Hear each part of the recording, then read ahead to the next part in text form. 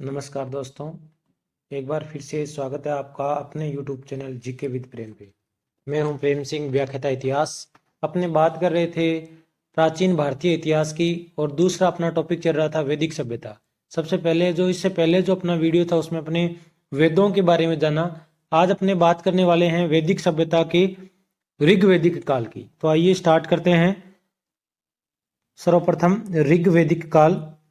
ऋग्वैदिक काल का जो समय रहा है 1500 ईसा पूर्व से लेकर 1000 ईसा पूर्व के बीच का जो समय वो क्या है, ऋग्वैदिक काल का। पूरी वैदिक सभ्यता का समय तो है 1500 से लेकर 600 ईसा पूर्व, और उसमें से ऋग्वैदिक काल का है 1500 से लेकर 600 1000 ईसा पूर्व के बीच का काल है। अब जो हमने पहले बात की थी कि वैदिक सभ्यता के जो निवासी थे वो आर्य थे। अब इन आर्यों का जो मूल निवास स्थान है उसको लेकर विद्वानों में क्या है, मतभेद है। अलग अलग विद्वानों ने अलग अलग क्या दिए हैं, मत दिए हैं। तो आइए हम उनके बारे में बात करते हैं। सबसे पहले आर्यों का जो मूल निवास स्थान है वो ब्रह्म ऋषि प्रदेश बताया। किसने बताया? पंडित गंगानाथ झा ने। तो ब्रह्म ऋषि प्रदेश, पंडित गंगानाथ झा। फिर उसके बाद में देविका या मुल्तान प्रदेश बताने वाले हैं DS त्रिदेव। DS त्रिदेव क्या बता रहे हैं? देविका या मुल्तान प्रदेश। फिर कश्मीर या हिमालय प्रदेश बताते हैं LD कल। कल से कश्मीर, LD कल। फिर उसके बाद में सप्त सैंधव प्रदेश, सिंधु है उसकी सहायक नदियां। सप्त सैंधव प्रदेश बताते हैं डॉक्टर अविनाश चंद्र और डॉक्टर संपूर्णानंद। दो व्यक्ति जो कौन सा बता रहे हैं, सप्त सैंधव प्रदेश बता रहे हैं। एक तो है डॉक्टर अविनाश चंद्र और दूसरा है डॉक्टर संपूर्णानंद। फिर है तिब्बत। तिब्बत जो बताया है दयानंद सरस्वती एवं पार्टीजर ने बताया है। इंपॉर्टेंट मत है तिब्बत बताने वाले दयानंद सरस्वती पार्टीजर। फिर उसके बाद में उत्तरी ध्रुव या आर्कटिक प्रदेश बाल गंगाधर तिलक ने बताया है। फिर है जर्मनी बताया पेंका व हर्ट ने। फिर उसके बाद है हंगरी एवं डैन्यूब नदी घाटी बताते हैं गाइल्स। पामीर का पठार एडवर्ड मेयर क्या बताते हैं? पामीर का पठार। यूक्रेन, दक्षिणी रूस नेहरिंग व गार्डन चाइल्ड क्या बताते हैं? यूक्रेन व दक्षिणी रूस। उसके बाद में मध्य एशिया, सबसे प्रचलित सर्वमान्य जो मत है वो है मध्य एशिया का, JG रोड्स और मैक्स मूलर। सबसे पहले बताया था JG रोड्स ने, और सबसे ज्यादा प्रचलित मत जो किसका रहा? मैक्स मूलर का, मध्य एशिया का। काला सागर बताते हैं बेनफे क्या बताते हैं? काला सागर। आल्पस पर्वत के पूर्व में यूरेशिया के पास बताती है NCERT। फिर है भगवान दास गिडवानी ने अपनी पुस्तक, कौन सी पुस्तक थी इनकी? रिटर्न ऑफ द आर्यंस किसने लिखी है? भगवान दास गिडवानी ने। इसमें आर्यों का मूल निवास स्थान भारत को ही माना गया है। भगवान दास ने मूल स्थान किसको मान लिया? भारत को ही। फिर उसके बाद में बात करते हैं आर्य संस्कृति की विशेषताएं। आर्य संस्कृति की विशेषताओं में सबसे पहले बात आती है असौ की उपयोगिता। सबसे पहली बार ऐसी सभ्यता है जिसने घोड़े की उपयोगिता को समझा, तो वो कौन थे? आर्य थे। युद्ध में रथ का प्रयोग करने वाले भी कौन थे? आरे वाले पहिए, रथ में पहिए कैसे लगे होते थे? आरे वाले यानी पहिए के अंदर इस प्रकार से ये आरे लगे होते थे। उसके बाद में हिंद और यूरोपीय भाषा के क्या थे ये दोनों? ये आर्य लोग क्या थे? जानकार थे। दाह संस्कार यानी मृत्यु के बाद में ये क्या करते थे? दाह संस्कार। जबकि सिंधु घाटी सभ्यता में ज्यादातर क्या किया गया है? दफनाया गया है। और दाह संस्कार करने वाले पूर्णतः कौन थे? आर्य लोग थे। अग्नि की क्या करते थे? पूजा करते थे। पशु बलि और सोमपान की प्रथा, सोमरस का पान करते थे। स्वास्तिक सांखिया जिसे हम अपने बोलते हैं, स्वास्तिक पूजा किससे संबंधित है? सूर्य से संबंधित है। ये भी किसने शुरू की? आर्यों ने शुरू की थी। फिर उसके बाद में वैदिक कालीन नदियां, यानी वेदों में जिन नदियों का उल्लेख मिलता है उनकी बात करते हैं। तो पूरी वैदिक संहिता में, संपूर्ण वेदों में 31 नदियों का उल्लेख मिलता है, यानी संपूर्ण यानी चारों वेदों में कुल कितनी नदियों का उल्लेख है? 31। केवल ऋग्वेद में कितनी नदियों का उल्लेख है? 25 नदियों का उल्लेख है। और ऋग्वेद के 10वें मंडल में क्या मिलता है? नदी सूक्त। और इस नदी सूक्त में कितनी नदियां हैं? 21 नदियां। 31, 25, 21, 31 संपूर्ण वैदिक संहिता में, 25 ऋग्वेद में और 21 ऋग्वेद के 10वें मंडल के नदी सूक्त में। फिर उसके बाद में है सबसे अधिक बार उल्लेख, सबसे ज्यादा बार नाम किस नदी का मिलता है? सिंधु नदी का मिलता है। ऋग्वैदिक काल की सबसे महत्वपूर्ण नदी सिंधु, या इसे कहा गया है हिरण्या। सबसे महत्वपूर्ण पूछे तो क्या है? हिरण्या या सिंधु। सबसे पवित्र पूछे तो सरस्वती। दूसरी महत्वपूर्ण नदी भी कौन सी है? सरस्वती। सरस्वती के कुछ नाम भी मिलते हैं वेदों में, जैसे नदी तमा, नदियों में उत्तम, देवी तमे, अम्बी तमे। ये किसे कहा गया है? सरस्वती नदी को कहा गया है। फिर उसके बाद में है ऋग्वैदिक कालीन नदियों के नाम, जो अक्सर पूछ लिया जाता है परीक्षाओं में। तो मुख्य मुख्य नदियों की अपने बात करने वाले हैं। जैसे सतलज का क्या नाम था? उसमें सतुंदरी। चिन्नाब का अस्किनी, व्यास का विपासा, रावी का परूषणी या इसे इरावती भी कहा गया है, झेलम का वितिस्ता, गंडक का सदानीरा। सबसे कंफ्यूज करने वाले जो नाम हैं चिन्नाब, रावी और झेलम, ये आपस में अपने क्या हो जाते हैं? मिक्स हो जाते हैं। तो चिन्नाब क्या है? अस्किनी, रावी क्या है? परूषणी, झेलम क्या है? वितिस्ता। फिर उसके बाद में है ऋग्वेद कालीन राजनीतिक व्यवस्था। राजनीतिक व्यवस्था की जब बात आती है ऋग्वैदिक काल की, तो सबसे पहले अपने बात करते हैं प्रशासनिक इकाइयों की। इधर दे दिया अपने इकाई और इधर इसका क्या दे दिया? मुखिया। सबसे छोटी प्रशासनिक इकाई कौन सी है? कुल है। कुल क्या है? कई परिवारों का समूह है। और इस कुल का मुखिया क्या कहलाता था? कुलपा। कुल का मुखिया क्या है? कुलपा। और सबसे छोटी क्या है? प्रशासनिक इकाई है। कुल के बाद में क्या है? ग्राम। कई सबजनों के समूह को क्या कहा गया है? ग्राम। और ग्राम का मुखिया क्या है? ग्रामणी। फिर है विस। अनेक ग्रामों का समूह मिलकर किसका निर्माण करता है? विस का। और विस का मुखिया क्या कहलाता है? विस्पति। फिर है जन। और जन है अनेक विषयों का समूह है। और इस जन का मुखिया जनपति, राजा, गोपति, जनस्य, गोपा। ये सब जन के मुखिया के नाम मिलते हैं। फिर उसके बाद में है ऋग्वेद में जन शब्द का उल्लेख कितनी बार है?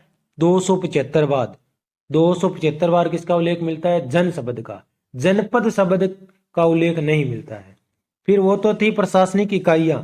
फिर उसके बाद में है प्रशासनिक संस्थाएं।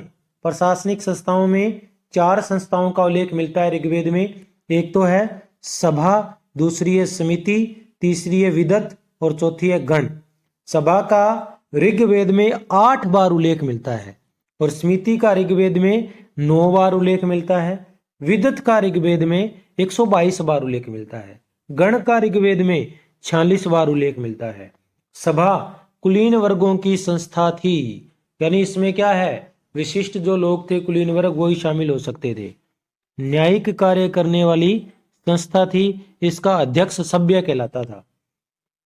फिर उसके बाद में समिति साधारण लोगों की संस्था थी, इसमें सभी भाग ले सकते थे।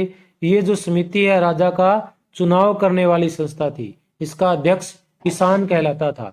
राजा पे जो नियंत्रण करती थी वो सभा और समिति रखती थी। विदत सबसे प्राचीन संस्था है आर्यों की विदत, और सैनिक, असैनिक और धार्मिक कार्यों से संबंधित है। ये लूट के धन का क्या करती थी? बंटवारा करती थी।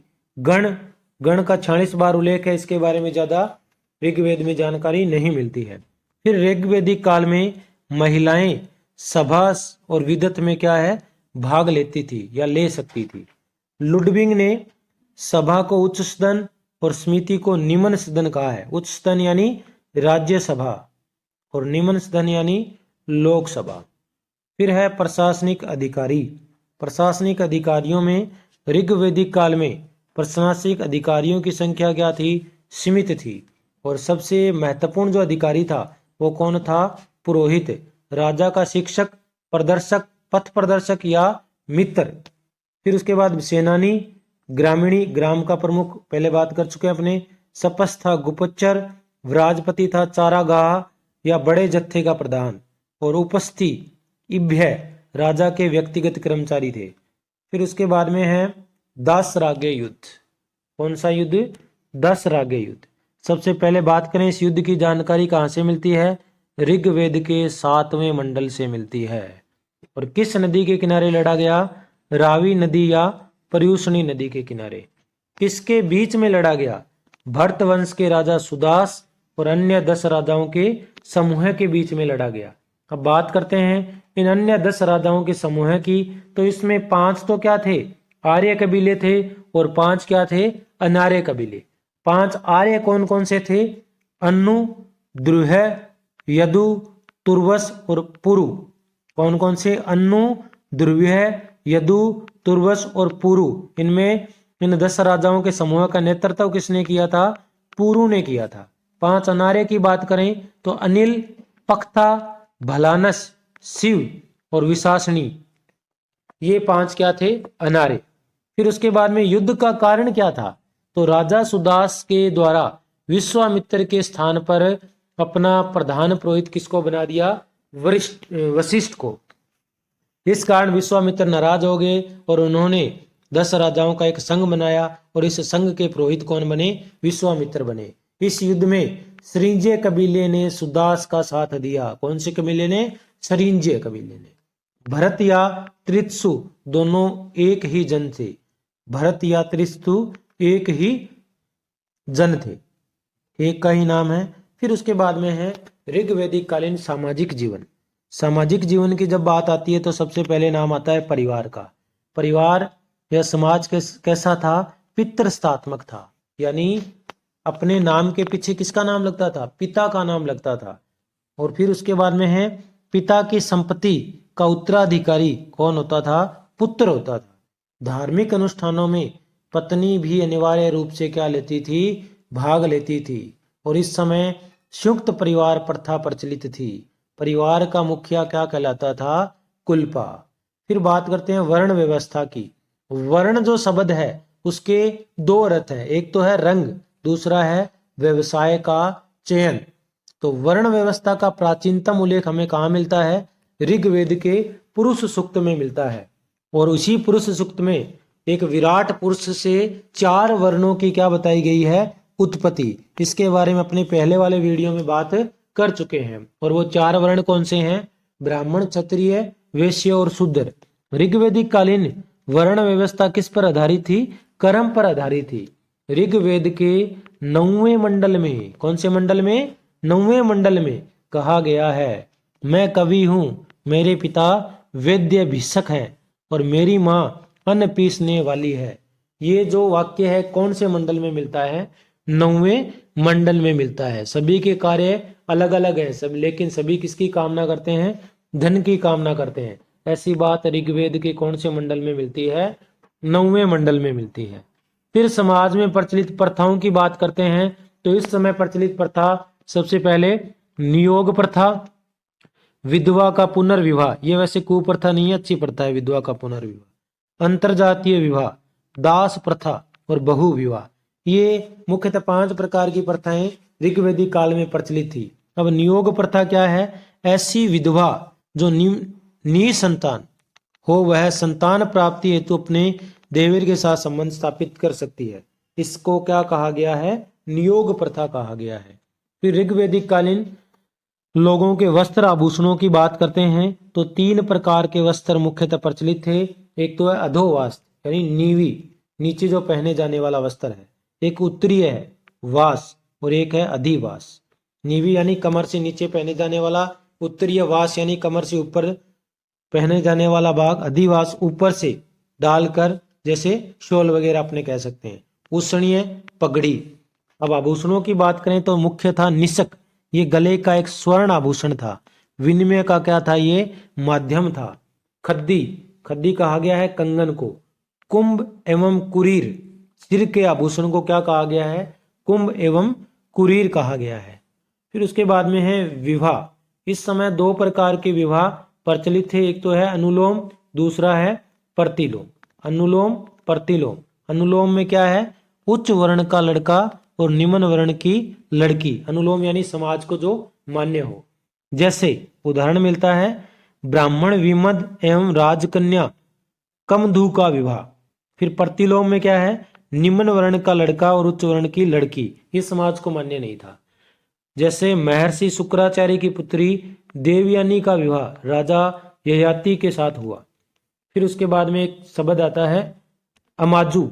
अमाजू किसे कहा जाता था, आजीवन अविवाहित रहने वाली कन्या को क्या कहा जाता था, अमाजू। फिर है वहतु, कन्या की विदाई के समय दिए जाने वाले उपहार को क्या कहते हैं, वहतु। अपने कह सकते हैं दहेज, दहेज क्या कहलाता था, वहतु। फिर है शिक्षा व्यवस्था की बात करते हैं तो महिलाओं को शिक्षा प्राप्त करने का अधिकार था। ऋग्वैदिक काल में महिलाएं शिक्षा प्राप्त कर सकती थी।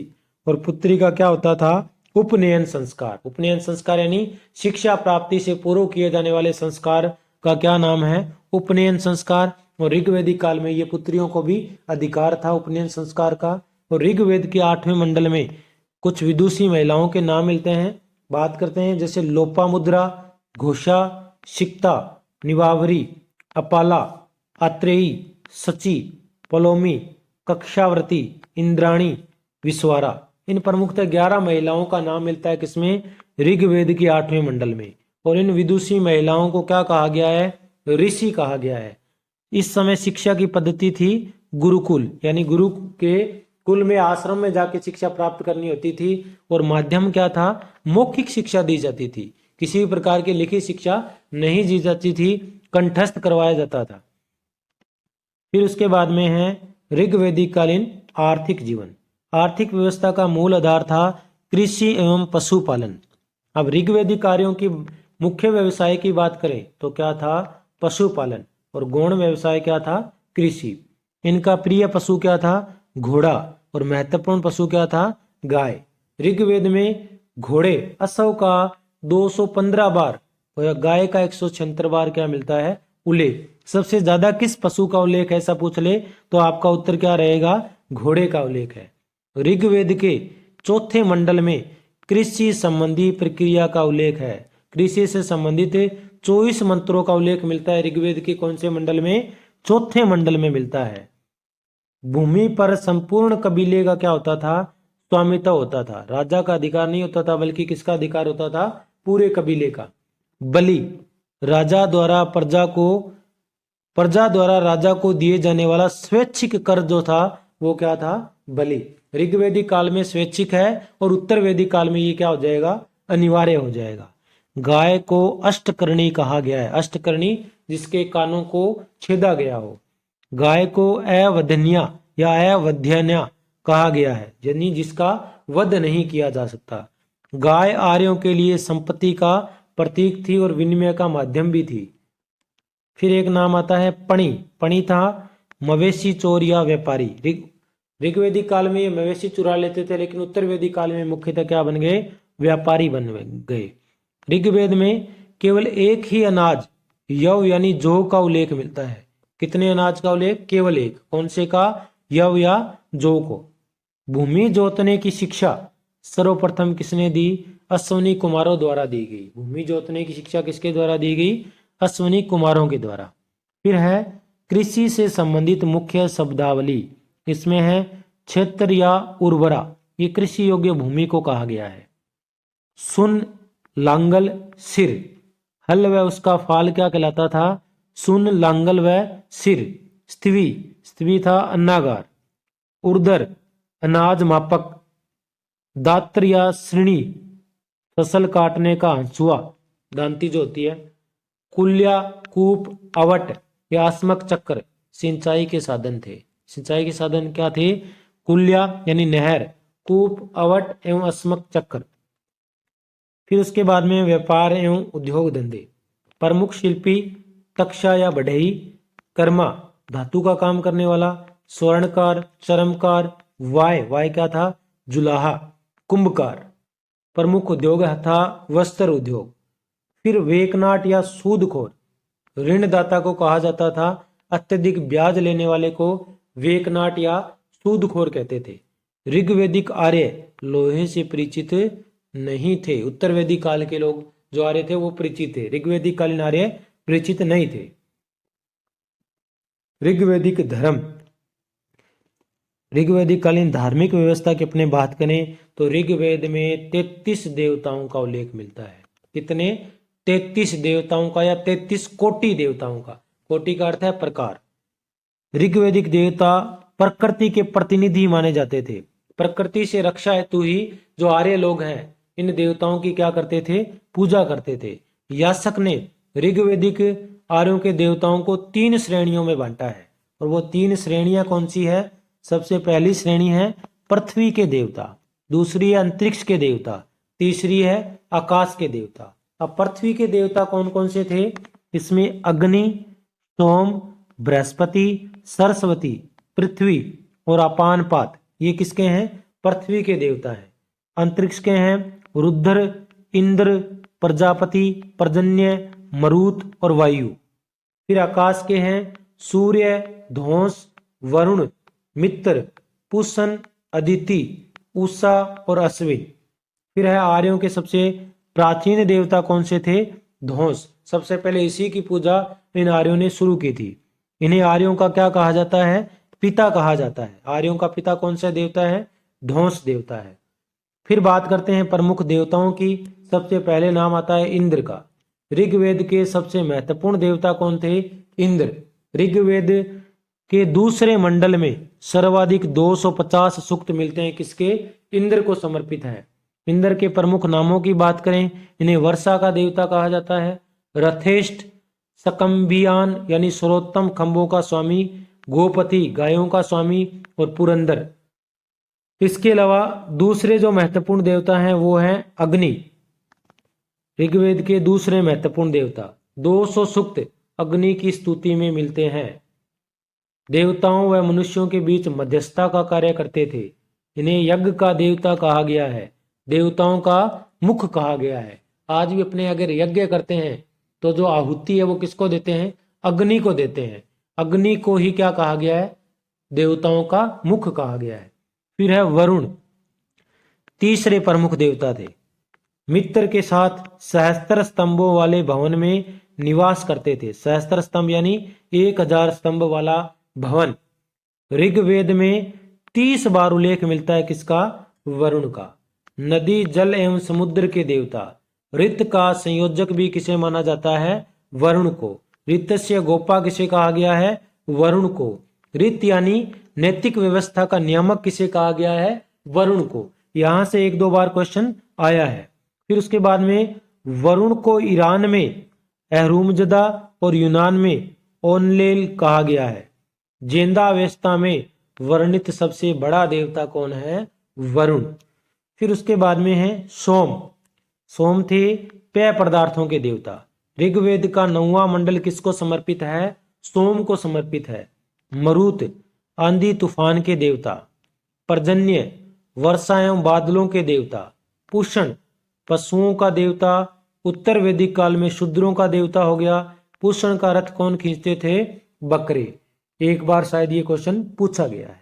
फिर है बृहस्पति, यज्ञों का पुरोहित किसे कहा गया है? पुरोहित। यज्ञ का देवता तो कौन है? अग्नि। यज्ञों का पुरोहित कौन है? बृहस्पति। दोनों के दोनों कौन है? पृथ्वी के देवता हैं। अदिति देवताओं की मां। सरस्वती पहले नदी की देवी थी, यानी ऋग्वेदिक काल में क्या थी? नदी की देवी। और उत्तर वैदिक काल में किसकी देवी बन गई? विद्या की देवी। तो ये था ऋग्वैदिक काल। इसके बाद में अपने अगले वीडियो में बात करेंगे उत्तर वैदिक काल की।